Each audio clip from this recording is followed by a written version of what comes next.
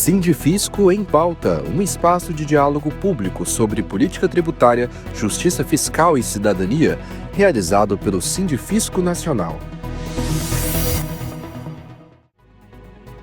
Olá, sejam muito bem-vindos e muito bem-vindas ao Sindifisco em Pauta, o videocast do Sindifisco Nacional. Este é um espaço de debate sobre política tributária, justiça fiscal e cidadania. Na quinta edição do nosso programa, vamos discutir o voto de qualidade no Conselho Administrativo de Recursos Fiscais, o CARF. Eu sou Diane Bickel, jornalista setorista do CARF no Jota, e vou mediar essa conversa. O CARF é um órgão colegiado do Ministério da Fazenda e representa a última instância administrativa para o julgamento de disputas tributárias e previdenciárias entre os contribuintes e a Receita Federal. O chamado voto de qualidade é um mecanismo de desempate utilizado nos julgamentos do Conselho desde 1972, quando o CARF, inclusive, ainda não tinha a estrutura que possui hoje. Em 2020, o voto de qualidade foi extinto e todos os empates passaram a ser decididos em favor do contribuinte. Essa mudança provocou um impacto direto na arrecadação, especialmente porque o CARF julga autuações de alto valor. No início de 2023, porém, o Ministério da Fazenda editou a medida provisória 1160 de 2023, que reinstituiu o voto de qualidade. E essa medida ela veio da pressão de setores organizados da sociedade civil, inclusive do próprio Sindifisco Nacional, que fez uma intensa campanha no Congresso Nacional, na imprensa, nas redes digitais, pelo retorno do voto de qualidade. Para nos ajudar a entender melhor a importância do voto de qualidade nos julgamentos do CARF, contamos com a participação do presidente do Sindifisco Nacional, o auditor fiscal Dão Real, e dos convidados, ambos auditores fiscais, Carlos Higino, presidente do CARF, e também o auditor fiscal Ricardo Fagundes, autor de estudos realizados pelo Instituto Justiça Fiscal, em parceria com o Sindifisco Nacional, sobre a captura do CARF pelas grandes corporações empresariais. Ele também tem estudos sobre os efeitos do fim do voto de qualidade no CARF sobre o Fundo de Participação de Municípios e Estados, considerando o IPI e o Imposto de Renda em discussão no Conselho já à época. E para iniciar o nosso debate, é fundamental entender melhor o que é o CARF. E é com essa pergunta que começamos o primeiro bloco do nosso programa. Presidente, tudo bem? Seja muito bem-vindo. Eu começo te perguntando sobre o que é o voto de qualidade. E em que situação ele se aplica? Qual é a importância dele, especialmente porque a gente está falando aí de um conselho que lida com um volume de contencioso próximo de 10% do PIB, mais ou menos. Explica um pouquinho para a gente qual é a importância da volta desse voto de qualidade. Bom dia, Diane. Bom dia aqui, meus colegas. Ricardo, dá um prazer estar aqui com vocês. O CARF tem origem, até comemoramos no ano passado, nosso centenário. Ele primeiro foi instituído logo depois da criação do imposto de renda, justamente para tentar resolver esses contenciosos, para que eles não desaguassem na justiça. O primeiro conselho, o conselho do imposto de renda, depois foram criados o segundo e o terceiro conselhos, e em 2009 nós tivemos a unificação desses conselhos. Com a criação do CARF, havia sido, até o Ricardo aqui me lembrou no começo aqui da nossa conversa aqui informal, que no ano anterior havia sido incorporada a questão, da 2007, fusão da Receita, e da Receita. Nos tributos internos com os tributos previdenciários. O CARF também passou a julgá-los. Então é um órgão administrativo que tenta resolver esses litígios antes deles irem para o judiciário. Tenta fazer esse controle da legalidade do ato administrativo. E a importância do voto de qualidade é porque, como ele é um órgão que pertence à administração, é bom que a gente entenda isso. Quando o CARF decide em favor do contribuinte, essa decisão é definitiva, né? O Estado não pode recorrer, seria um contrassenso, recorrer de uma decisão de um órgão que é seu.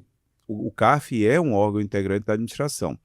Então, nessa situação, é muito importante que a gente tenha um controle de legalidade, como é feito pelo CARF, mas que, nesses casos em que haja empate, nem sempre esse empate é pró-contribuinte, às vezes ele é ou não, é pró-fazenda, né? Às vezes ele é pró-contribuinte, às vezes é pró-fazenda, mas, na maioria dos casos, sim, pró-fazenda.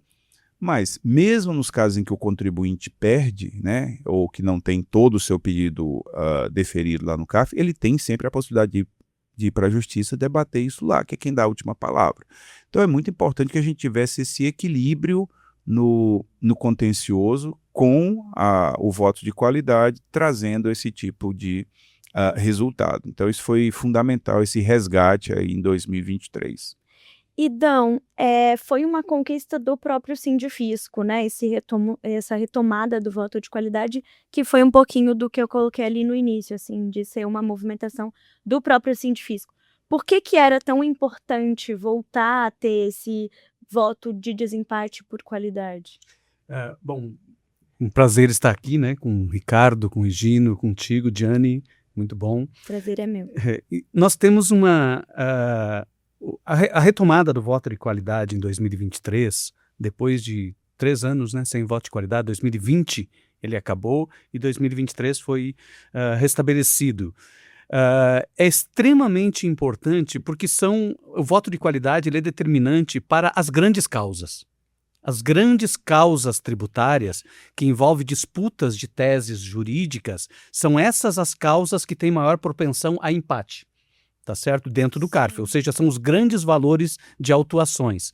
Então, com a perda do voto de qualidade, as grandes teses de planejamentos tributários passaram a ser decididas em favor dos devedores, em favor dos contribuintes, por conta da falta do voto de qualidade para restabelecer um equilíbrio.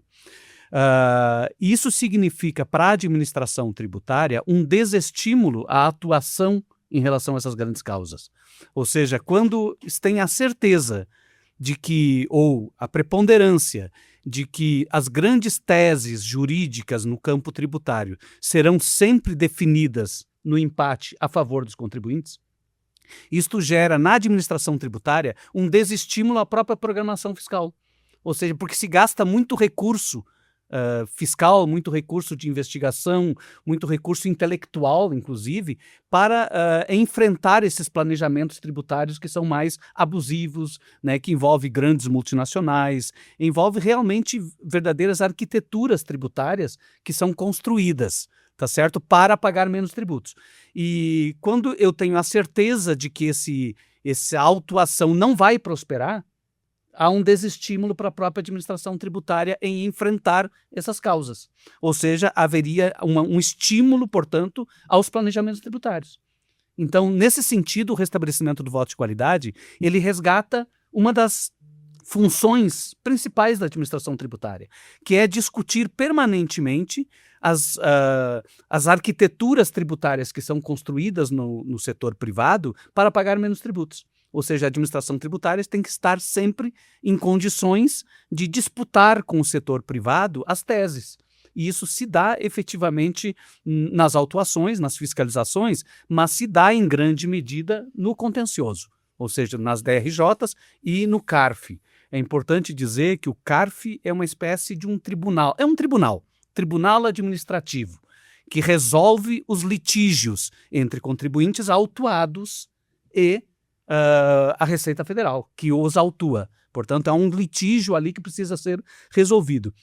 E tu falaste no início que representa 10% do PIB. Isso realmente, o Brasil é um ponto fora da curva em termos de contencioso tributário. Ponto fora da curva. A gente pega a média do mundo, a média dos países da OCDE, a gente vai ver que o percentual de PIB que está sendo discutido em contencioso é muito inferior a 10%.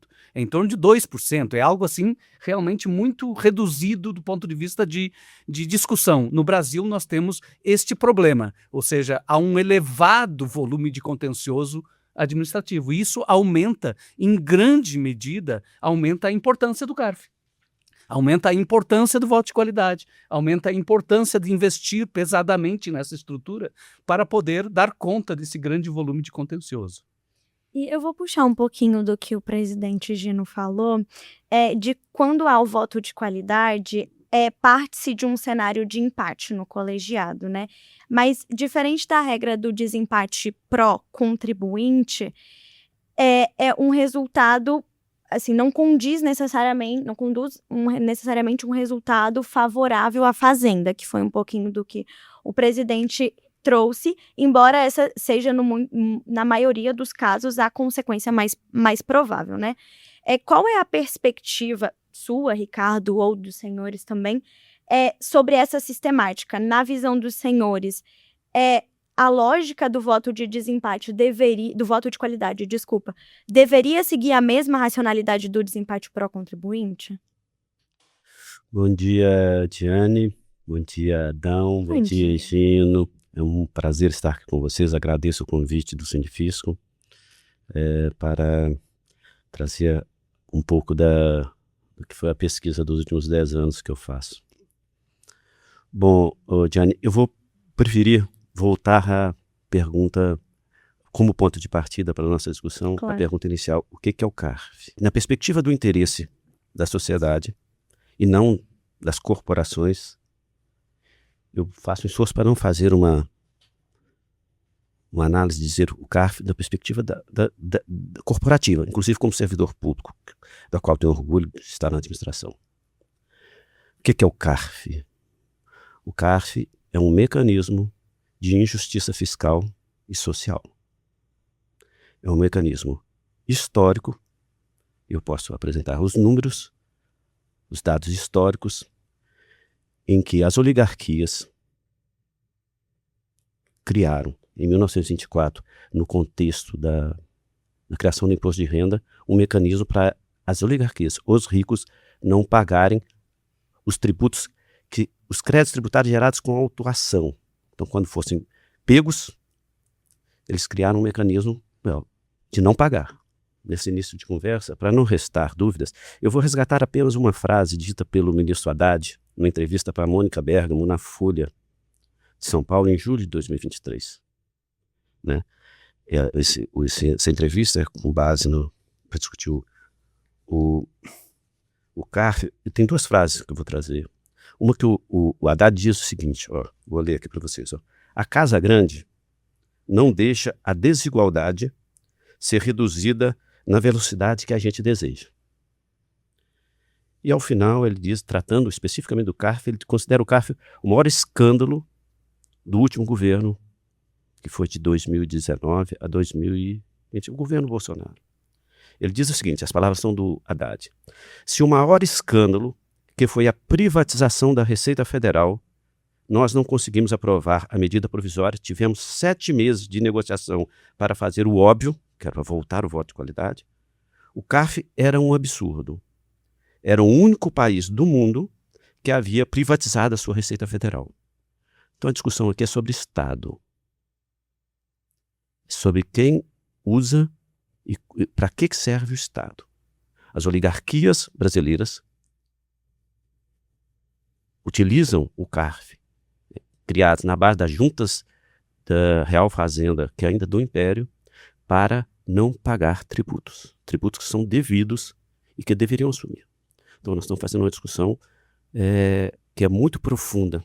Não é só sobre voto de qualidade. Voto de qualidade é apenas o ápice dessa privatização, em que o conceito de liberalismo exacerbado, de fato, privatiza a Receita Federal. A questão, Ricardo, é que a gente está numa situação, né, que politicamente foi construída há mais de 100 anos. Né? Esta é a situação real, é a situação da realidade. Nesta situação de realidade, a minha opinião, eu concordo com a tua avaliação em todos os aspectos. Na minha opinião, o voto de qualidade ele mitiga efeitos danosos que a forma de composição do CARF pode promover. E os efeitos danosos puderam ser observados no período em que ficamos sem voto de qualidade. Eu concordo plenamente contigo. Não é? Então, há uma mitigação. O voto de qualidade ele é absolutamente necessário, justamente pela falha do modelo. Ou seja, se tem um modelo que tem uma falha, o voto de qualidade serve para mitigar os seus efeitos danosos. E a gente pode, eu acho que o Gino tem esses dados, o que aconteceu de 2020 até agora? Né? Nós perdemos, inclusive revertemos teses já consagradas, né? Tinham teses já consolidadas no CARF que se reverteram a partir da perda do voto de qualidade. Então, eu acho que nesse aspecto... Eu vou complementar também com dados que o presidente traz bastante, né? De que Os dados do CARF, eles indicam que cerca de 4% dos julgamentos são definidos por voto de qualidade. A maioria dos casos são definidos por maioria de votos, pelo que a gente tem, né? Como vocês relacionam isso, assim, com o que é decidido no CARF, Higino? Eu tenho uma admiração grande pelo estudo do Ricardo. Ele sabe que até quando a gente foi fazer o debate de voto de qualidade, utilizamos, né? Ele participou já de um congresso nosso, né? Mas eu tenho, assim, pequenas discordâncias em relação a ele, em relação à crítica do modelo, né? Nós temos um caso brasileiro, um caso no Brasil só, onde a gente não tem esse modelo paritário, que é o Estado de Pernambuco, que também foi um secretário da Receita, o Everardo Maciel, que quando foi secretário de Fazenda lá do governo do Marco Maciel, implementou uma situação que é um conselheiro concursado, é a realidade lá. Mas, de fato, este modelo se consolidou, esse modelo do CARF se consolidou. Obviamente que as confederações, né, patronais, CNI, AFIM, CNC, CNA, elas têm essa indicação lá no CARF, mas também não só isto, né? Por exemplo, nós também temos indicações das centrais sindicais, né?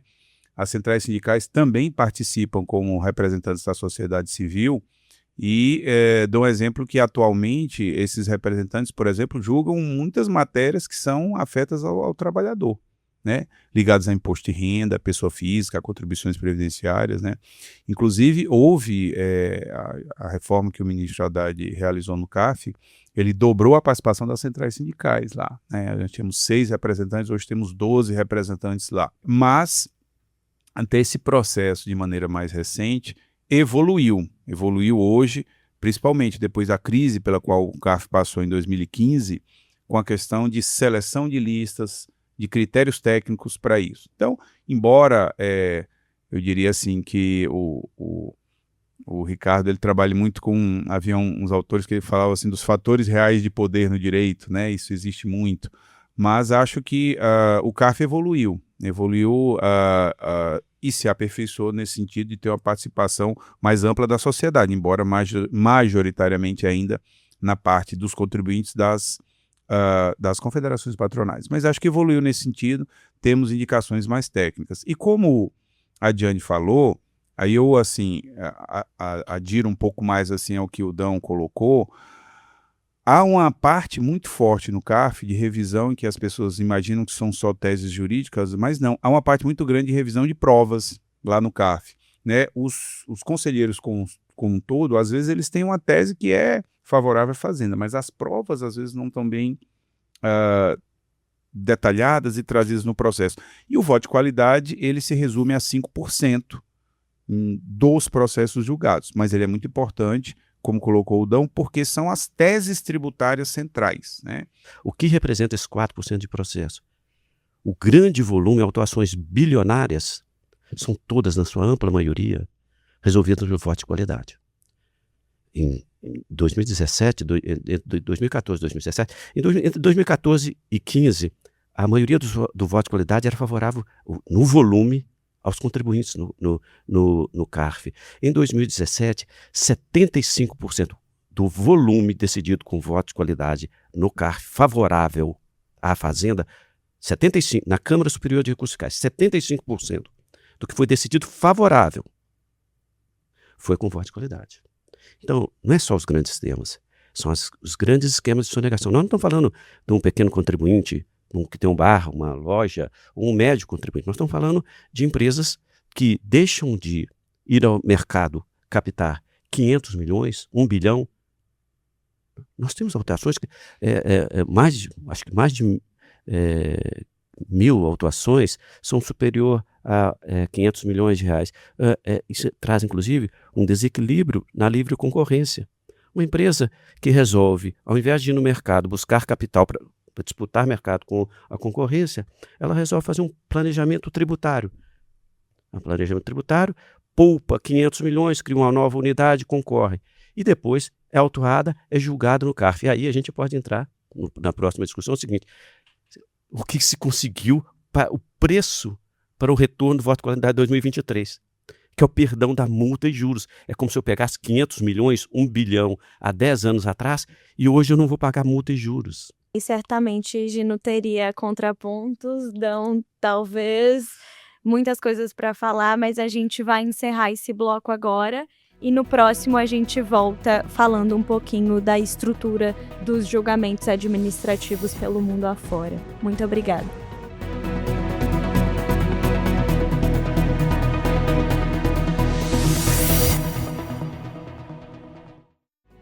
Voltamos com o segundo bloco do nosso podcast. No Brasil, os recursos administrativos são julgados em primeira instância nas delegacias de julgamento, as DRJs, e em segunda e terceira instância no CARF.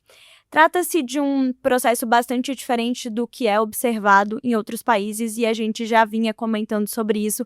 No primeiro bloco, o Ricardo trouxe um pouco da sua perspectiva, né? E eu começo perguntando, a estrutura dos outros países é diferente, mas e o tempo de tramitação, presidente, Dão, Ricardo? O tempo de tramitação dos recursos administrativos no Brasil segue a mesma coisa dos outros países ou também é diferente? Bom, o Ricardo vai poder explorar melhor esse tema, né? Mas eu diria o seguinte, quais são os fatores que levam ao enorme volume de contencioso no Brasil e ao enorme tempo de tramitação, né? O Ricardo até levantou essa questão no primeiro bloco, de que o CARF acaba, de alguma forma, servindo aos interesses. Então, é uma questão que a gente tem que avaliar com cuidado, servindo a interesses de quem não quer pagar tributos. Mas isso eu acho que tem uma questão de fundo anterior, me parece, que é quando a dívida tributária não é corrigida como uma dívida privada, porque a dívida tributária ela é corrigida com juros simples. Ela não é corrigida com juros compostos, como é qualquer dívida privada. Então, ao absorver uma dívida privada ou absorver uma dívida tributária, é mais negócio para o empresário não pagar tributos. Porque ainda que ele seja autuado, um período de 5 anos, que é o período de decadência, ainda que ele seja autuado, o juro que vai incidir sobre essa dívida é juro simples. Não é juro composto. Há estudos que demonstram que, passados 5 anos de uma dívida tributária, ela rende mais para o contribuinte do que uma aplicação financeira. Mesmo com multa e juros. Mesmo com multa e juros. Ou seja, calcula multa e juro, coloca toda a multa, inclusive o estudo coloca a multa agravada, né? A multa qualificada, 150%. Em torno de 5 e 6 anos, é mais negócio para esse contribuinte pegar aquele dinheiro no mercado, né? Ou pegar aquele dinheiro, botar numa aplicação financeira e não pagar tributos. Por isso que acaba, de alguma forma, esse modelo acaba, de alguma forma, propiciando a sonegação de tributo acaba virando um investimento. Não que todas as empresas façam isso, mas é possível fazer isso. E isso, de alguma forma, faz com que o modelo ele seja postergado, ele seja, né, por exemplo, a gente tem um enorme volume, 10% do PIB no contencioso. Ora, se tivesse mais vantagens para o contribuinte pagar o tributo do que pegar um dinheiro ou aplicar o dinheiro no mercado financeiro, talvez o volume de contencioso seria menor, porque vale a pena discutir. O Ricardo ele trouxe alguns aspectos interessantes no primeiro bloco para a gente refletir. O modelo ele pode ser injusto do ponto de vista de modelo de sociedade, ele pode ser injusto do ponto de vista de comparação internacional, né? Mas, na verdade, o Brasil é um ponto fora da curva em várias questões. O Brasil ainda isenta lucros e dividendos distribuídos. É mais um mecanismo de justiça fiscal. Existem muitos outros mecanismos que caracterizam o controle e o domínio de setores. Agora não mais, né? Com a reforma do imposto de renda, isso já mitigamos bastante. Mitigamos parte. Com uma tarifa, com uma tributação menor do que a dos assalariados, 10%, enquanto eu pago 27,5%. Exatamente. E a gente ainda é o país campeão do mundo em concentração fundiária.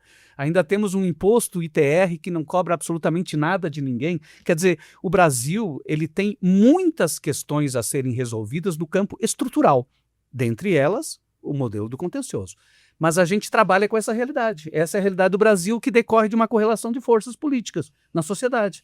Decorre do enorme poder que tem a hegemonia que tem os setores As oligarquias. as oligarquias, enfim, Patrimonialismo. as bancadas, bancada ruralista, quer dizer, a gente tem um modelo que privilegia sempre os setores dominantes. E o CARF acaba, de alguma forma, respondendo a isso. Eu sou obrigado a concordar com o Higino que houve uma evolução muito grande no CARF nos últimos anos. Houve uma evolução muito grande, ou seja, uma profissionalização do CARF. O CARF, que era um local onde as pessoas iam em final de carreira e coisas, se profissionalizou.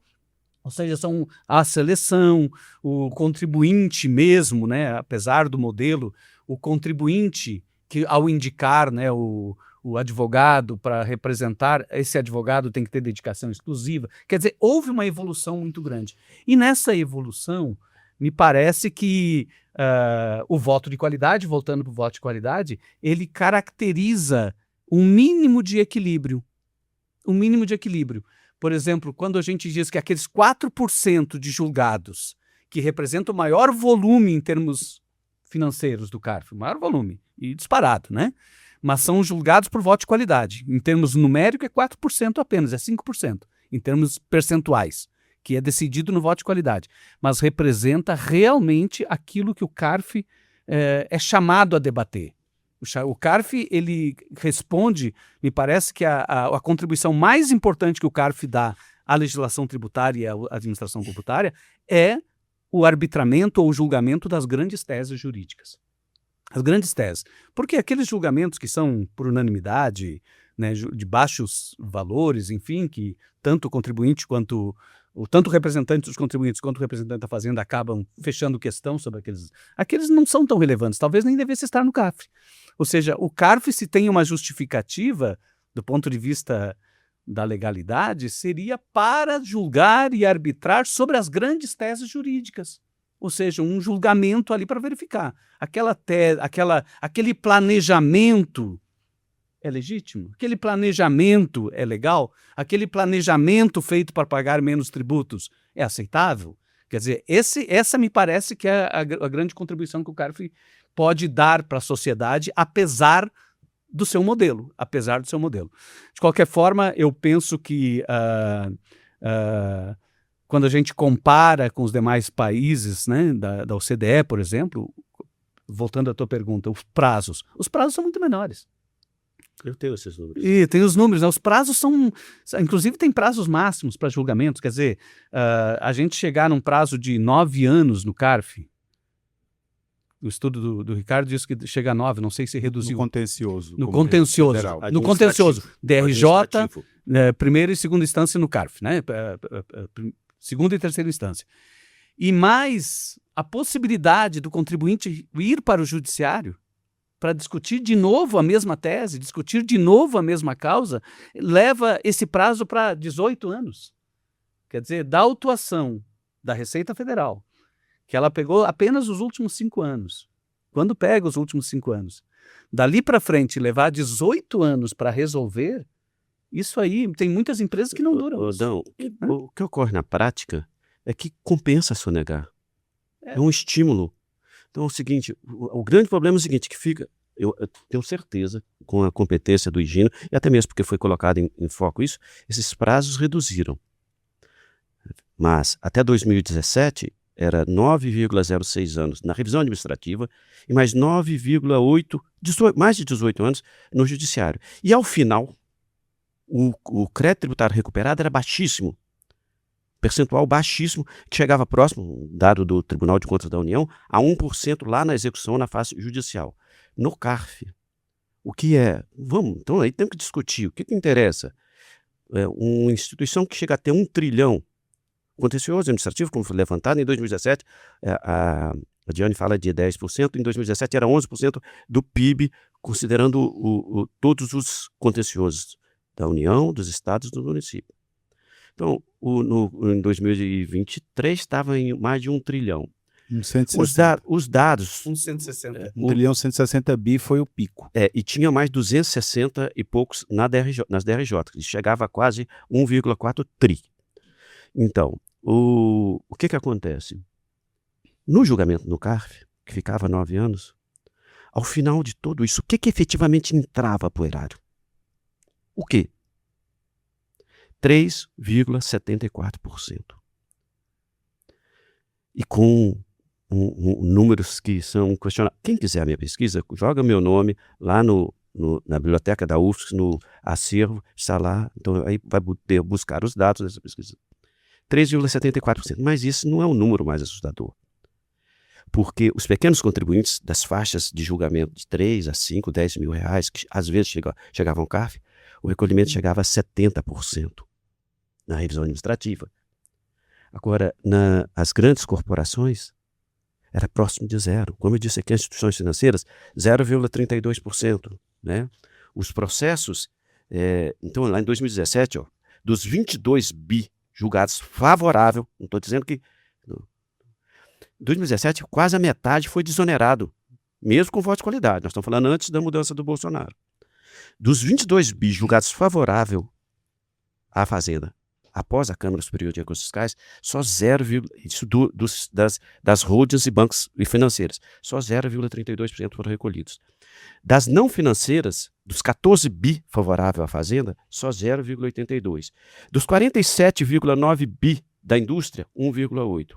Dos 21,20 bi favoráveis à Fazenda, do comércio, 6,99%. Tem um setor, que é o da Petrobras, de petróleo, que chega a 17%. Mas por quê? Porque a Petrobras é uma empresa pública. Mas eu quero retornar à questão do como que é no mundo. Está na minha pesquisa, pode ser visto lá. Tem um relatório da OCDE, especificamente sobre tax, sobre administração tributária. Eu pego esse relatório da OCDE e os dados da Time Review Liu, que é uma revista privada britânica que dedicou uma publicação dela exclusivamente para analisar administrações tributárias. Dos 59 países, 44 fazem a revisão administrativa no prazo de 1 ano. O Brasil é o único, aliás, e detalhe, o único país que tem 3 instâncias é o Brasil, porque algumas vezes o CARF é segunda. Não, DRJs, sessões do CARF, Câmara Superior de Recursos Fiscais. Então, não se compara, para não entrar na discussão sobre a representação privada. No ano passado, o CARF diminuiu seus prazos, principalmente na Câmara Superior, né? Eu queria que o senhor falasse um pouquinho sobre essa diminuição, se tem a ver também com o voto de qualidade, porque a gente viu o seu trabalho mesmo para essa diminuição de fazer sessões extraordinárias, enfim, quem está lá e acompanha diariamente sabe que foi um esforço para essa diminuição de prazo. O que isso tem a ver com o voto de qualidade e o que você queira complementar também? Tá, só eu queria aí pontuar 3 questões. Assim. Primeiramente, algumas situações que eu acho que a gente julga no CARF tem uns reflexos dos números que o Ricardo trouxe, e eu acho que os números são muito importantes, porque eles revelam os dados do que está acontecendo, né? Mas eles, eu acho que tem uma explicação para eles. Primeiramente, a questão do planejamento não é que todo planejamento tributário ele seja proibido. Pelo contrário, até quando a Receita te oferece, você faz sua declaração de imposto de renda, você pode dizer que tipo de tributação você quer, aquilo é um planejamento. Mas há, na verdade, na complexidade das sociedades econômicas, não só no Brasil, mas no mundo, uma discussão de até que ponto isso pode ir. E essa discussão, muitas vezes, ela não é fácil, né? Então, em alguns momentos, o CARF ele vai atuar para discutir em que um planejamento tributário é abusivo. O Ricardo tem experiência de grandes contribuintes. Então, quando a gente fala de grandes empresas hoje, há um planejamento tributário que ele não é sequer só no Brasil, é internacional, né? Você tem empresas que manejam as administrações tributárias para poder tentar pagar mais tributo. E isso não é uma preocupação só do Brasil, é uma preocupação dos países da OCDE. Né? Se fala muito hoje, né, em BEPS, que é evitar a erosão das bases tributárias. Então, esse não é um problema só nosso. Eu acho que nesse primeiro aspecto, embora aí, indo para o segundo ponto, esse grau de litigiosidade não é exclusivo de matéria tributária no Brasil. Ele hoje é uma questão e é um problema muito sério da sociedade brasileira pós-redemocratização, sobretudo. Não há um litígio só do CARF. Então, eu digo que há no Brasil, talvez até como resposta a várias tradições autoritárias que nós tivemos, uma das respostas foi essa ampla possibilidade dos cidadãos poderem litigar. E essa característica é vista pelos milhões de processos que nós temos nas diversas áreas, a maior parte deles, inclusive, contra o Estado. E isso é um elemento central, porque eu acho que o reflexo que nós temos no tributário é o reflexo dessa sociedade que tem isso. Por determinadas características que foram trazidas. Por que se litiga muito no Brasil? Eu acho que, por tradições autoritárias que nós tivemos, uma resposta do legislador foi trazer um processo administrativo muito fácil, quem o tornou foi a administração, e barato. Das coisas que aqui o Ricardo mencionou, mas é muito claro, em vários outros países, o contencioso era menor, porque para ir ao contencioso, além de pagar uma taxa, ou você faz um depósito ou paga o principal, né? Então, esse tipo de situação é que é diferente nos outros locais. E no Brasil, não. Segundo ponto, que acho que também é muito importante aqui na questão do nosso contencioso, é que os processos de menor valor, normalmente pessoa física, são processos que discutem mais matéria de prova. É se o recibo foi aceito, se não foi aceito, uma despesa de saúde. Os grandes processos discutem tese tributária. E acho que no final também é importante destacar o seguinte: essa característica de litigiosidade, ela não se dá só na esfera administrativa, se dá na esfera judicial. E eu acho que se nós não tivéssemos uma instância administrativa que depurasse o crédito tributário, como é feito pela DRJ e CARF, a gente poderia criar determinadas restrições para tornar isso mais difícil, mas seguramente isso iria para o judiciário, iria, às vezes, sem, eu digo, essa maturação, essa filtragem que o contencioso administrativo faz, seja na DRJ, seja no CARF. No próximo bloco, a gente vai aprofundar o estoque do CARF e a grande polêmica: o voto de qualidade é ou não imparcial?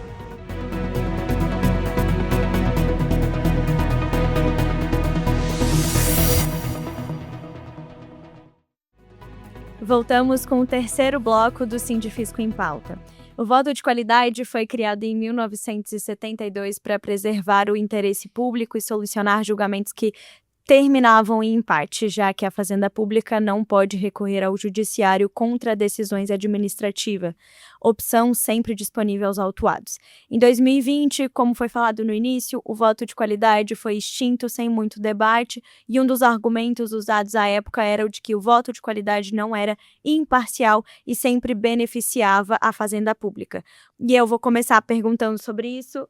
Esse argumento de parcialidade e imparcialidade de votos é válido, é real? Qual é a visão, Dão? Olha, eu acho que todo o voto de conselheiro do CARF deve ser voto imparcial. Começa por aí. Ele é um tribunal. Espera-se que cada conselheiro vote de forma imparcial, sem tomar partido. A gente sabe, no entanto, que as disputas de teses jurídicas implicam entendimentos diferentes sobre o mesmo fato. E há uma tendência, sim, de que os planejamentos tributários sejam defendidos pela bancada que represente os contribuintes e que seja contestado pela bancada que defende a Fazenda Pública. Isso é natural, já que a Fazenda Pública é que está contestando aquele planejamento. E aí, quando tu tem um presidente com o voto de qualidade, e o presidente ele é obrigatoriamente da Fazenda Pública, há sim uma tendência de que ele acompanhe, né, a posição adotada pela Fazenda Tributária, pela administração tributária, naquele voto. Logo, a gente poderia dizer, é imparcial, é parcial o voto do presidente? Não necessariamente, porque, na verdade, nós estamos atribuindo ao Estado o desempate. Ou seja, numa disputa onde a posição dos contribuintes e a posição dos representantes da Fazenda não se chegam a um acordo, é natural que se atribua ao Estado o desempate. E o Estado é representado, neste momento, pelo presidente. Ou seja, é como se fosse um juiz, né, que vai julgar ali duas posições de debate. Ali sim a gente tem um julgamento de um magistrado. O presidente da turma assume a função de magistrado a julgar, né, duas posições que não se combinam, não se... Me parece que, nesse aspecto, embora eu entenda que há uma tendência mais favorável à fazenda pública, esse juiz que assume a função de juiz neste momento para manifestar o seu voto, né, que seria o presidente da turma, eu acho sim que ele assume, em geral, o papel da defesa do interesse público sobre o interesse privado. A tendência é essa. Por exemplo, numa disputa, o interesse público deveria prevalecer. Deveria prevalecer, é o meu entendimento. Eu concordo com o Ricardo que se o julgamento fosse feito somente na esfera da administração, o empate poderia ser favorável ao contribuinte. Mas no caso ali em questão, onde eu tenho os dois lados em disputa, o magistrado, portanto, o presidente, ele toma uma decisão e aí sim faz prevalecer o interesse público em relação ao interesse privado, que me parece que seria natural, né? Não sei se o Gino... Eu concordo, eu acho que muito que Dão falou, a gente tem esses mitos da imparcialidade hermenêutica, né? Vários autores, né? Tem um filósofo Gadamer que ele fala que a gente tem pré-compreensões de vida baseadas nas nossas experiências. Então, é natural que o conselheiro indicado pelos contribuintes ele traga toda a sua bagagem cultural na sua interpretação e que o conselheiro da Fazenda também o faça. O que a gente não pode ter, e isso é uma preocupação nossa muito grande, é que a gente não possa ter problemas de corrupção, como houve no passado. A gente tem que estar muito atento a isso, e aí o modelo, a gente está fazendo essa evolução histórica, mudou e melhorou muito, e é um modelo que ainda os estados e os municípios não adotam, que é o modelo daqueles representantes dos contribuintes, eles terem que suspender a OAB deles, receberem uma remuneração e ficarem com dedicação exclusiva, porque hoje ainda a maior parte dos tribunais estaduais e municipais eles podem manter a advocacia, desde que não advogando naquele tribunal. Então, eu acho que houve esse avanço, a seleção também trouxe esse avanço, tá? Mas, o que é, assim, como importância, com esses dados que o Ricardo trouxe aqui, é a gente pensar que a gente tem que trabalhar no aperfeiçoamento do modelo, né? Eu discordo aqui dele, que eu acho que o modelo é bom, que ele é um modelo de participação, ele pode ser aprimorado, mas é um modelo de participação da sociedade civil, que... Claro, tem uma maioria da questão da participação das confederações, mas eles também fazem parte da sociedade civil.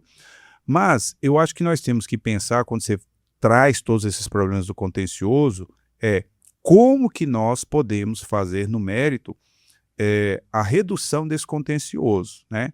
E aqui eu acho que 2 pontos são muito importantes nessa evolução que a gente teve nos últimos 4 anos. Primeiro, a nossa reforma sobre o consumo, que era algo que buscávamos há 40 anos, conseguiu ser concretizada num arranjo institucional que eu diria único, porque são impostos IBS e CBS, embora competência de estados, municípios e União, mas como eles têm mesma base de cálculo, mesmo fato gerador, e tem várias limitações em relação a algumas especificidades, né, de isenções, no fundo, é um arranjo nacional que vai resolver, por exemplo, um dos grandes, eu diria, 2 questões centrais que foram trabalhadas nesses últimos 4 anos. Primeiro, simplificação. A reforma do IBS-CBS simplifica muito, porque o debate hoje que nós temos no CARF, quase 1/3 dos processos, é o que se aproveita ou não de crédito. Esse é um elemento. Então, a reforma nesse ponto, ao dar o creditamento amplo, com exceção de consumo pessoal, ela vai reduzir muito a discussão.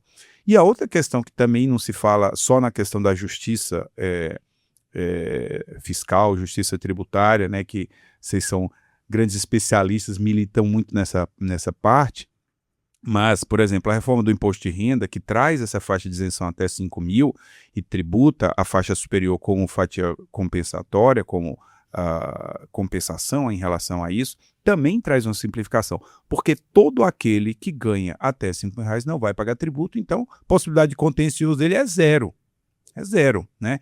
Então, eu diria que as reformas que foram feitas nos últimos 4 anos trabalharam muito fortemente na simplificação, num arranjo institucional muito complexo.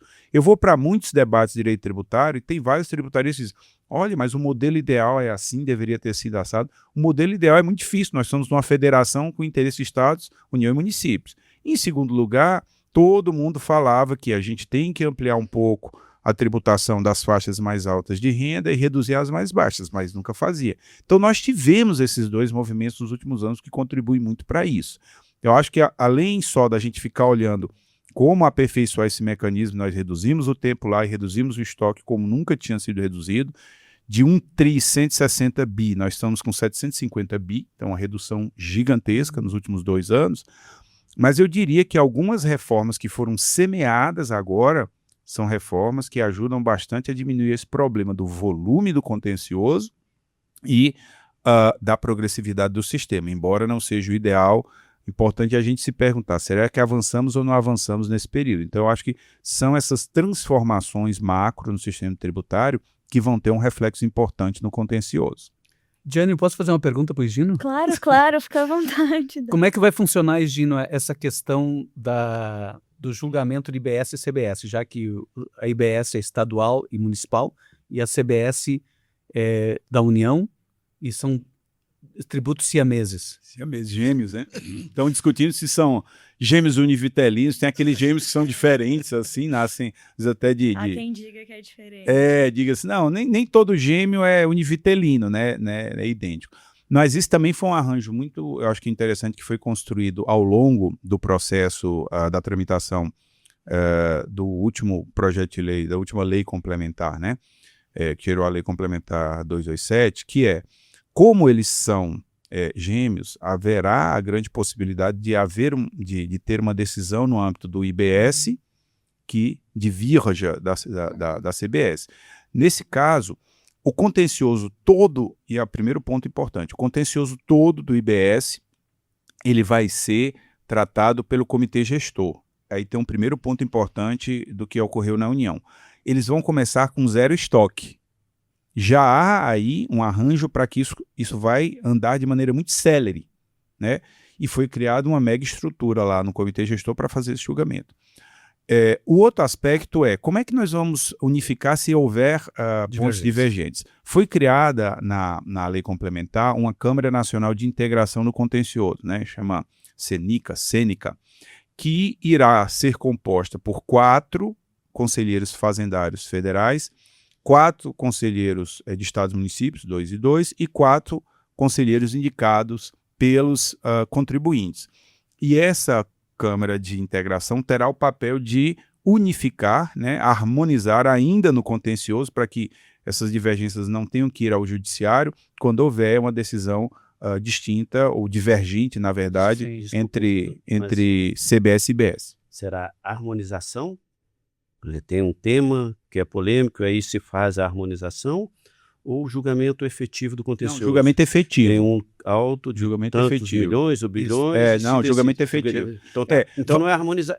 Vai harmonizar. Vai harmonizar no contencioso. Entendimento, mas vai julgar efetivamente. Vai julgar. Vai haver, na verdade, tem um outro órgão que vai se chamar, o CHET, né? É a Câmara de Harmonização das Administrações Tributárias, que, falando aqui para os colegas vão entender, vai ser uma grande COSIT do IBS-CBS. Para harmonização. Para harmonização consultiva, como a COSIT faz hoje. E né? que vai vincular as administrações, não só a Receita Federal, estados e municípios. E esse comitê de harmonização das administrações tributárias, que tem essa cara de grande COSIT, ela será composta somente por auditores, né? Metade dos estados. Procuradores, não? Não. Aí não tem um entraram, terceiro né? órgão que chama-se Fórum de Harmonização Jurídica, no campo jurídico. Jurídico das Procuradorias. São 3 órgãos. Uhum. Mas, assim, para os colegas que estão vendo e os demais que forem entender, acho que muitos que lidam com tributário conhecem já a famosa coordenação de tributação da Receita Federal, COSIT, que edita vários atos interpretativos, né? Não no processo, em caso especificamente, mas na tese, até podendo utilizar-se de um caso jurídico.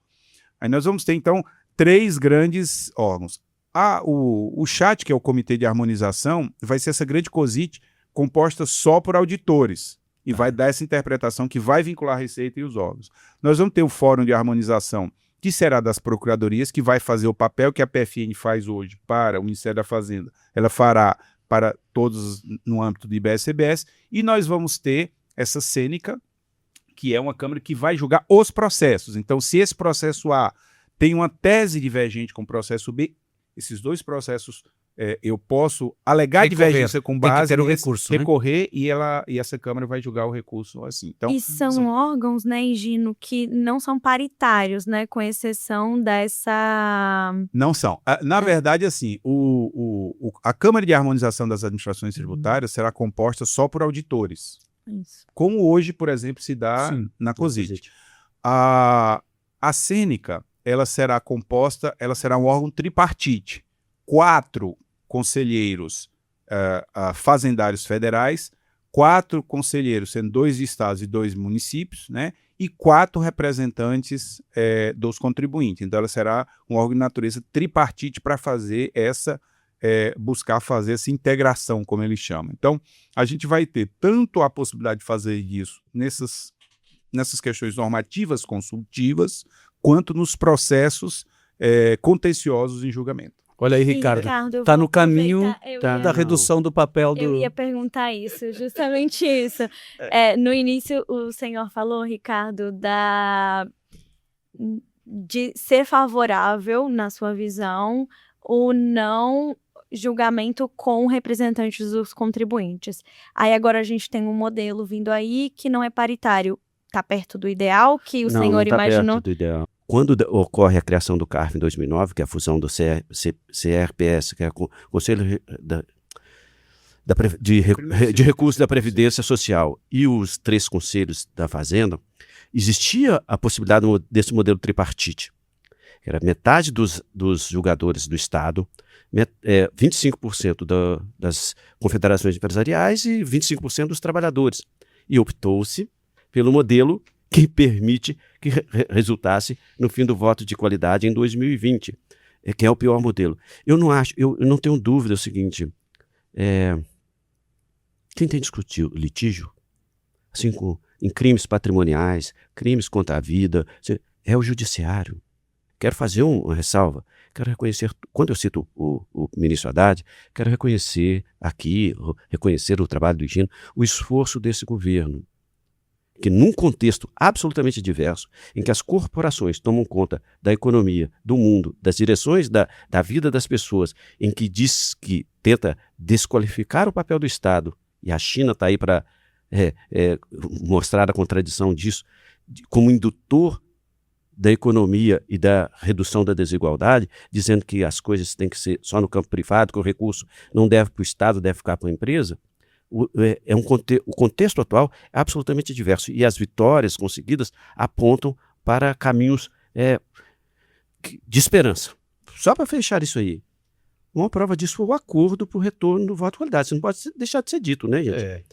O Haddad fez um esforço muito grande e fez um acordo. Qual que é o preço do voto de qualidade? Veja, Que aquilo que fosse decidido favorável à Fazenda por voto de qualidade, os contribuintes teriam perdão da multa e dos juros. É aquilo que eu disse. 10 anos atrás, sonegou 500 milhões, não corri, decidiu por voto de qualidade, vou recolher. O governo tinha uma expectativa, e isso foi colocado na proposta do arcabouço fiscal, de arrecadação, que simplesmente ele reviu. Os 28 bi previstos para arrecadar em 2024 não se realizou. As outras 20... Sim, mas Ricardo, isso não foi uma decisão do governo, né? Não foi uma decisão. A OAB entrou no STF contra a volta do voto de qualidade. O acordo que os empresários fizeram, está na imprensa, o Grupo Esfera, a Confederação das Instituições Financeiras, fizeram um acordo seguinte. Então, aí nós vamos garantir. Nós garantimos um privilégio, que é perdão de multas e juros, porque o voto... E vamos recolher. O governo tinha uma expectativa. Essa expectativa não foi cumprida. É importante dizer que, nesse caso aí, a água que sairia com perdão de multas e juros, nem essa saiu. Não saiu. A questão é que naquele momento de volta do voto de qualidade, o problema todo foi perder o voto de qualidade. A perda do voto de qualidade gerou um preço enorme para o seu retorno. E esse preço, nós presenciamos o movimento feito pela OAB junto ao Supremo, tá certo? Tiveram que fazer um acordo com o Supremo, OAB e governo para poder retomar o voto de qualidade. Nós vimos isso acontecer. Então, isso faz parte do processo político. Mas eu queria chamar a atenção para um aspecto que tu salientaste no primeiro bloco ainda. Nós temos uma dívida ativa da União, é que depois que passa por todo esse processo, de mais de 3 trilhões. E a Procuradoria da Fazenda consegue recuperar, e recuperou no ano passado, 1,9% de 3 trilhões. 1,9%. Ou seja, realmente, esse longo tempo até chegar a uma conclusão, até inscrever em dívida ativa, faz com que crie uma dificuldade imensa até mesmo para cobrar, até mesmo para realizar esse crédito. Então, é um processo, é um problema que a gente tem que enfrentar, né? Eu acho que o CARF está enfrentando, está reduzindo os tempos, está reduzindo os prazos. Talvez com a reforma tributária esse negócio simplifique um pouco, né? Essa Câmara tripartite já é uma evolução importante, quer dizer, onde tiver divergência, pelo menos vai ser julgado com preponderância do setor público. Eu acho que isso é fundamental. Ou seja, o setor público tem que ser quem dá a palavra final do processo. Ou seja, no caso da divergência entre IBS e CBS, é o setor público que vai dar a palavra final. O setor público representado pelas 3 esferas. Então, isso é um enorme de um avanço. Agora, é evidente que a gente tem que pensar este modelo do ponto de vista da eficácia. Ou seja, o quanto desses processos que efetivamente passam por todo este crivo de julgamento, com todas essas instâncias, repercutem em termos de receita. Quanto que isso se realiza? E aí, realmente, os dados eles são assustadores. Quando a PGFN consegue cobrar 1,9% por ano de um volume de dívida ativa, isso é um problema sério que nós temos. Tá certo? Não é apenas no processo de julgamento, é também no processo de cobrança, é também na falta de punibilidade do ponto de vista criminal. Quer dizer, tem uma série de circunstâncias que precisariam ir fechando aos poucos, né? Mas, diferentemente do Ricardo, e aí eu respeito demais a posição do Ricardo, né? Eu acho que a solução dos problemas não pode ficar muito longe de onde a gente está. A gente vai falar um pouquinho sobre esses benefícios instituídos pela lei que o Ricardo trouxe no próximo bloco. Então eu vou encerrar o debate do terceiro bloco do Sindifisco em Pauta e no último bloco vamos entender melhor o que mudou com a edição da Lei 14.689 e os impactos da retomada do voto de qualidade. Fique com a gente.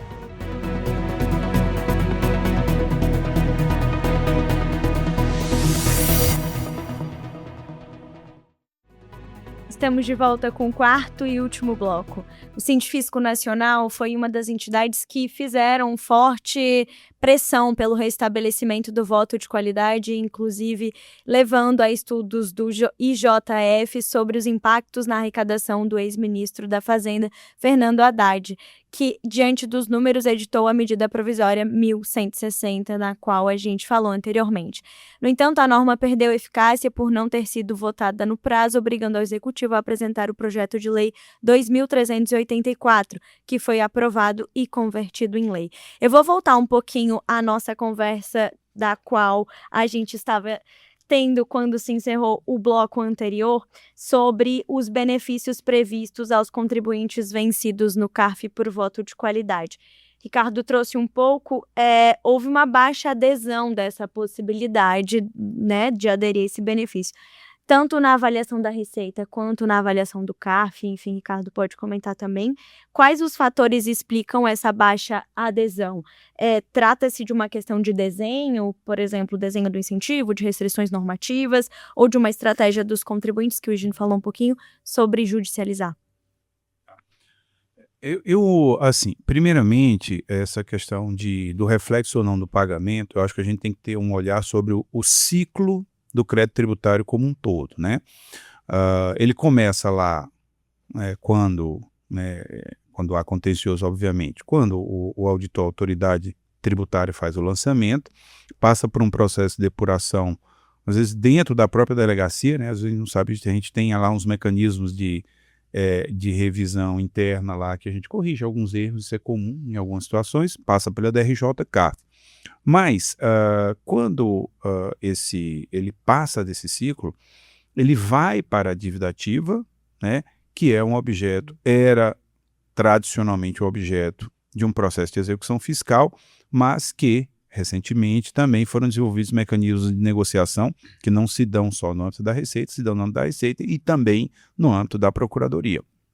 Então, eu acho que você colocou, eu não tenho os números para verificar isso, mas a impressão que tenho é que dentro deste ciclo, o desenho dos incentivos acabou sendo mais favorável para que isso fosse um objeto posteriormente de negociação e transação. Até acho que um dos elementos centrais até não é só desconto, mas também prazo para pagamento. Eu dou um exemplo. Uma das transações feitas pela PFN, né, eu posso revelar porque foi pública no setor de petróleo, óleo e gás, principal empresa da Petrobras, haviam créditos que tinham sido julgados no CARF no valor de 40 bi, e dentro de uma transação esses resultados representaram um recolhimento de 20 bilhões de reais. Todos esses créditos passaram pelo CARF. Então, tudo que chega na dívida ativa tem duas origens. Ou declarado pelo contribuinte, o contribuinte às vezes declara e não paga, aquilo vai direto, ou aquilo passou por desse processo de depuração que envolve DRJ e CARF, e chega lá. Então, eu diria que a impressão que tenho é essa. Até comentando também, assim, com relação ao Aldão aqui, vou falar, até não falar, né, do órgão, mas falar do Ministério da Fazenda, né, como sou gestor lá, embora o valor seja muito pequeno em face da dívida, ele aumentou muito lá na PFN nos últimos anos, Dão. Eu não tenho os números aqui, mas acho que o aumento foi de multiplicar por algumas vezes o que eles recolhiam. Era bem menor antes, né? Fica perdido no valor da que é negociação. na dívida ativa da tá. PFN, né? O que o Dão comentou aqui no bloco anterior sobre o percentual da dívida ativa que era pago, né? Que era pago. Que isso estaria em torno de um pouco menos de 2%. Mas mesmo 2%, se você pegar os números da PFN, são números recordes de arrecadação. Concordo em parte assim, com as questões do Ricardo, de dizer que a gente precisa tornar esse crédito, o julgamento desse contencioso mais rápido, dar uma velocidade maior nisso e melhorar essa efetividade. Isso é um objetivo que qualquer um que sentar na cadeira, seja da Receita, do CARF ou da PFN, tem que trabalhar. Estamos ainda muito longe do ideal, né? Muito longe do ideal. Por exemplo, a lei determina que cada recurso no âmbito do contencioso administrativo deveria ser julgado 360 dias. Lei 11.457, né? Ricardo conhece o Dão aqui. Hoje a gente julga em 2 anos e pouco nas DRJs como média, nas turmas ordinárias do CARF era mais de 3 anos e meio, está um pouquinho abaixo de 3 anos, na Câmara Superior era 1 ano e meio, a gente reduziu para 1 ano, mas são prazos ainda que não estão nem na lei. A gente não está conseguindo nem cumprir o que a lei determina, não só a lei. O STJ tem um repetitivo 269 que determina que isso seja feito dessa forma, inclusive porque tem um princípio do razoável duração do processo administrativo. Então, eu concordo aqui com o Ricardo que a gente tem que melhorar muito ainda e com o Dão, seja na velocidade desse contencioso, seja na efetividade da entrada desses recursos. E tem algo que poderia ser feito para aumentar essa adesão a esse benefício? Por exemplo, já que teve pouca adesão desde que a lei foi instituída, algo de diferente poderia ter sido feito para que isso fosse melhor aproveitado? A solução que eu tenho, por mais difícil, ela não é colocada para o nosso tempo, mas que a gente tem que lugar, tem que aumentar a punição para a sonegação. Você sonegou. Imagina o efeito disso. Você sonegou quem planejou, fez um planejamento tributário abusivo, seja o que for, fez uma poupança de 500 milhões de reais, 10 anos depois vai ser julgado, você não vai pagar nem com multa, nem com juros. O efeito disso com um concorrente que deixou de fazer esse planejamento, deixou de buscar no mercado financeiro ou na Bolsa de Valores esse recurso. Então não tem que facilitar, aí é um outro mecanismo, tem que retomar a punibilidade. Acabou-se a punibilidade por crime de sonegação no Brasil.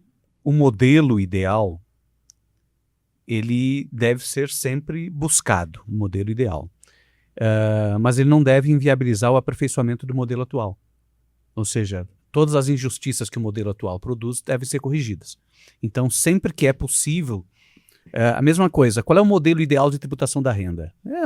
Evidentemente, quer todas as rendas na mesma tabela, independente de ser renda do capital ou renda do trabalho. Esse é o modelo ideal. Mas isso não implica que eu não vá defender a proposta apresentada pelo governo no PL 1087. Ou seja, foi um passo em direção ao modelo ideal. As contradições e a realidade. Exatamente. Então, diante da realidade que é colocada, né? Então a gente tem os caminhos possíveis de avanço. Eu acho que, por exemplo, eu sou contra a forma como foi negociada a volta do voto de qualidade. Sou contra a redução de multas e juros para quem perde pelo voto de qualidade. Sou contra isso. Mas entre ter de volta o voto de qualidade com isso e não ter de volta o voto de qualidade, eu prefiro essa situação. Essa situação, ela é menos grave. Já percebeu o nível de chantagem do poder econômico? Exatamente. Então, ali... Vergonha. Isso. A perda do voto de qualidade foi um grande vacilo naquele momento, em 2020, quando se perdeu o voto de qualidade. Ali era a hegemonia total do setor privado, do setor empresarial, para acabar com o voto de qualidade, e conseguiram derrubar o voto de qualidade. E nós não tivemos a capacidade naquele momento, nem como sindicato, nem como Receita Federal, de evitar que aquilo acontecesse. O retorno, portanto, foi a um custo muito alto. A baixa adesão, Diane, dos contribuintes em pagar sem multa e juro é porque tem outras situações mais vantajosas. Como o judiciário, por exemplo. Como o judiciário, como postergar ao infinito a cobrança. Por exemplo, quando a gente vê o retrato da cobrança da dívida ativa, a gente vê que a pessoa pode ficar naquele volume lá de dívida ativa. Pode ficar nos 98% que não é cobrado. Então, ele tem ainda muitas vantagens em não pagar, a ponto de não ser vantajoso mesmo a retirada de multa e juro. Né? Por pior que seja, e uma das vantagens é que se criou também no mecanismo de cobrança outras vantagens. A transação é uma vantagem. Ou seja, às vezes ele faz o cálculo. Ora, eu posso pagar aqui com multa e juro hoje, ou eu vou pagar daqui a 4 ou 5 anos numa transação, em 120 meses. Então, ele faz o cálculo econômico. Ou seja, o grande evasor de tributos, aquele que deixa de pagar os tributos, quando ele perde em todas as instâncias, ele vai começar uma nova guerra, a guerra para não pagar. Ou seja, mesmo perdendo em todas as instâncias, ele começa um novo processo, que é o processo de não pagar aquela dívida. Encontrar todas as formas para não pagar. Ou se chegar no final, não tem como não pagar, aí ele vai postergar isso ao infinito, já não vai ter mais patrimônio, já se desfez do patrimônio, enfim. Então, o que a gente pode tirar disso é que, mesmo com todos os benefícios concedidos, ainda ele tem mais vantagem em deixar a dívida rolar. Por isso que ele não paga. Mas eu queria pegar só um gancho no que você colocou, Dão, e aí também fazer aqui uma outra defesa da reforma. Nesse ponto também tem um grande avanço na reforma, que é não só a questão do split payment, ou seja, quando um contribuinte, qualquer cidadão, for comprar alguma coisa, o imposto ele vai estar destacado de maneira clara, você vai estar sabendo quanto o imposto está pago, mas como ele já vai ser separado e encaminhado à administração tributária respectiva, né? Seja o comitê gestor do IBS, a União na CBS. E tem um fator também muito importante, por isso que eu também quero destacar alguns avanços dessa reforma. A acreditação, ela não só vai ser ampla, mas ela vai ocorrer somente se tiver havido efetivo pagamento. E o que é que vai acontecer com isso? E aí foi uma grande, também acho que uma grande medida introduzida por essa reforma. Se eu sou uma empresa, eu vou ter vários fornecedores meus de quem eu vou adquirir produtos e serviços. Se aquele fornecedor, por acaso, não paga IBS-CBS, eu não posso me creditar. Então, qual é a tendência da cadeia? E aí também é uma das questões da reforma nesse sentido. Eu, como empresário, eu só vou querer ter um fornecedor que recolha o tributo. Porque se ele não recolher o tributo, eu não posso me creditar desse tributo.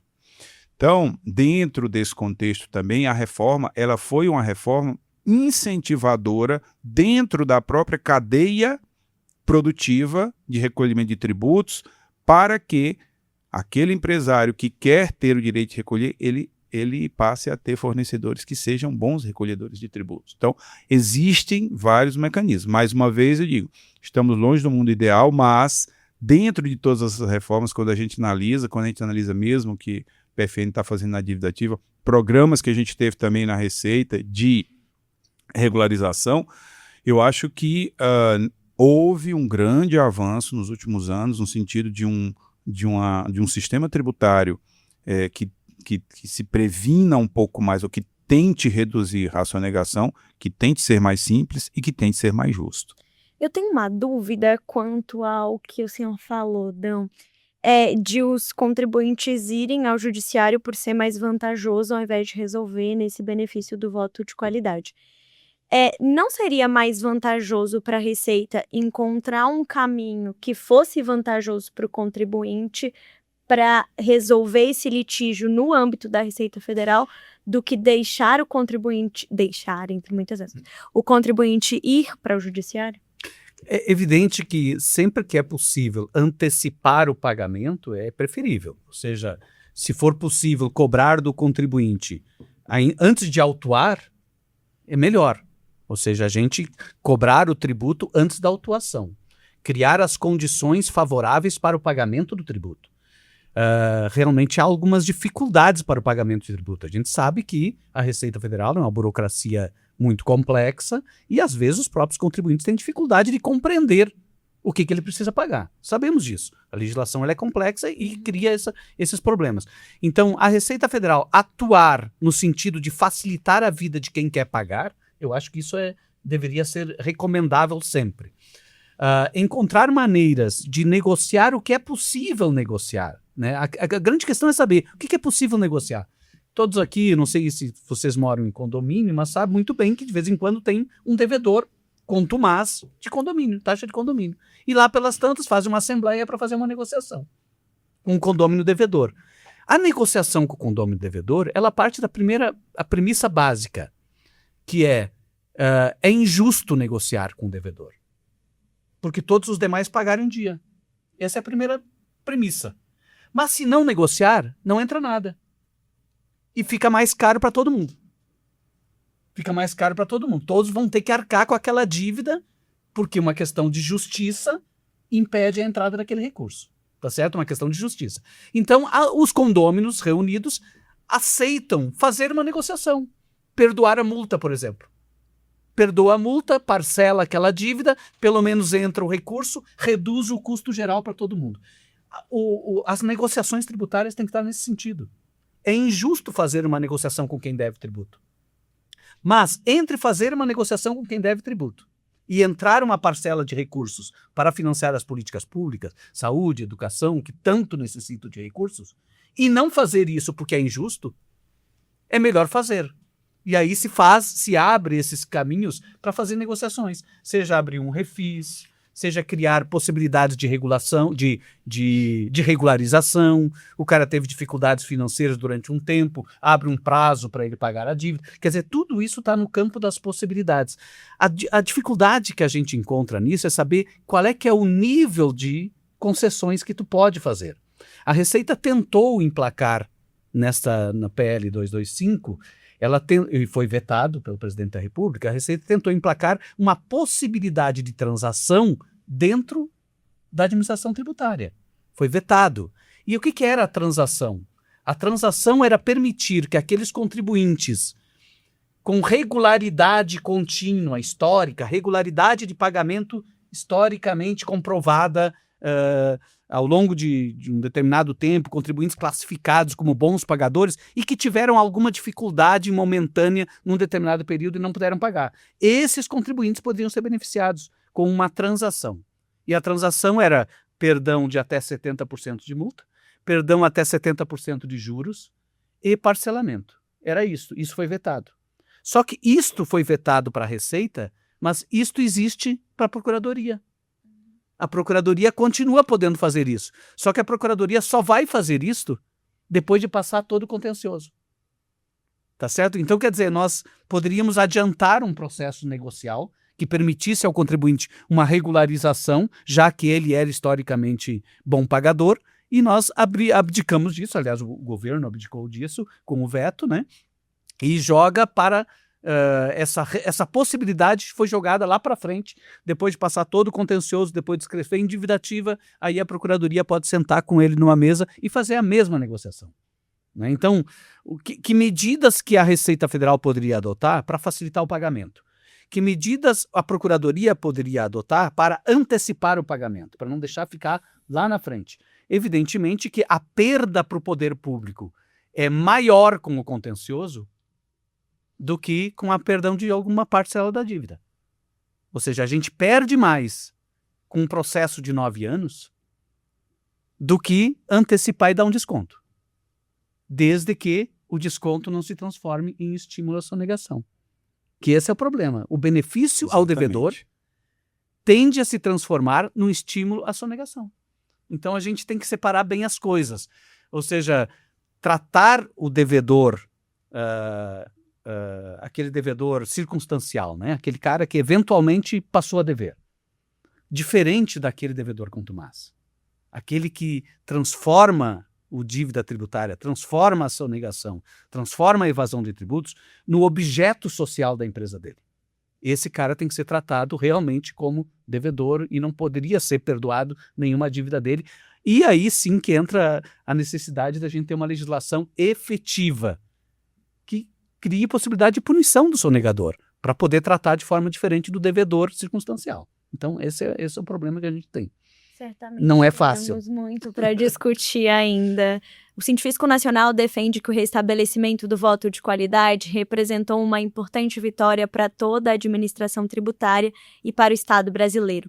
A medida contribuiu para o fortalecimento da justiça fiscal e para a defesa do interesse público, segundo o Sindifisco, na apreciação dos processos administrativos fiscais. Na avaliação do sindicato, os dados demonstram que o voto de qualidade do presidente da turma é aplicado em poucos casos e não implica necessariamente derrota para o autuado. Por outro lado, o Sindifisco diz que a ausência desse mecanismo penaliza o erário e, consequentemente, toda a sociedade, uma vez que os processos analisados no CARF envolvem montantes vultuosos que poderiam ser revertidos em políticas públicas, como o próprio Ricardo falou, nas áreas de saúde, educação e segurança. O Sindicato dos Auditores Fiscais ressalta também que eventuais derrotas no CARF podem sempre ser questionadas judicialmente pelos autuados, em geral grandes empresas que se valem dessa estratégia para postergar o pagamento. Para a União, no entanto, essa disputa se encerra no âmbito do CARF. Em caso de derrota para a Fazenda Pública, não existe a possibilidade de recorrer ao Judiciário, diz o Sindifisco. Este foi mais um podcast do Sindifisco em Pauta, videocast do Sindifisco Nacional, um espaço de debate sobre a política tributária, justiça fiscal e cidadania. Todos os episódios estão disponíveis nos canais do sindicato, no YouTube e no Spotify. Sindifisco em Pauta, um espaço de diálogo público sobre política tributária, justiça fiscal e cidadania, realizado pelo Sindifisco Nacional.